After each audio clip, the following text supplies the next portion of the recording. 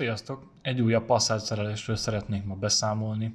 A probléma az autó alapjárat környéki és bizonyos fordulatszámain jelentkező idegesítő vibráció. Az ok sokféle lehet: szelepfedélolaj leválasztó eltömődése, tandem pumpa, szinkronszög, PDLM korrekció, kettős tömegű lentkerék és még nagyon sok más, ezek közül sokat ellenőriztem az utóbbi 2 évben. Nálam egy érdekesebb ok áll a háttérben, mégpedig a nem gyári motortartó bakok használata.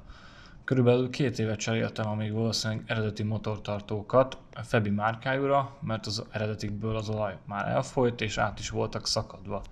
Azóta fórumokon olvastam, hogy szinte mindenkinek gondja volt ezzel a márkával, és csak a gyári lett a jó megoldás. Van, akinek a Lemförder is bevált, de én már nem kísérletezek tovább.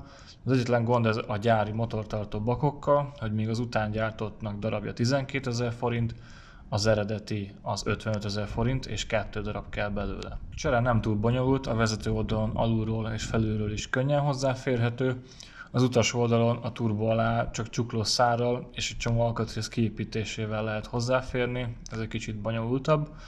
A motort az előső billenésgátló lecsavarozása után könnyen lehet egy krokodillal emelni és süllyeszteni. A beépítésnél a gumiban lévő Audi jelnek kell a hűtőradiátor felé néznie, így az alul található pozícionáló is egybeesik a konzol megfelelő furatával a hátsó oldalon.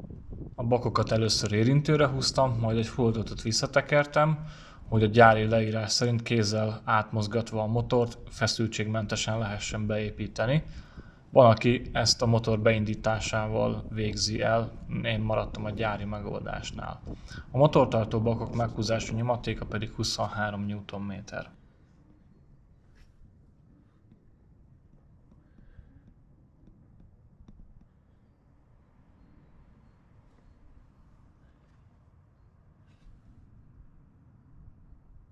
Már az első indításnál érezhető a különbség, vezetés közben pedig ég és föld az eltérés, így szerintem minden pénz megért a gyári alkatrész beszerelése. Bónusz felvétel a korábban már javított hátsó ablakmosóról, ugyanis a kis szilikoncső eltört.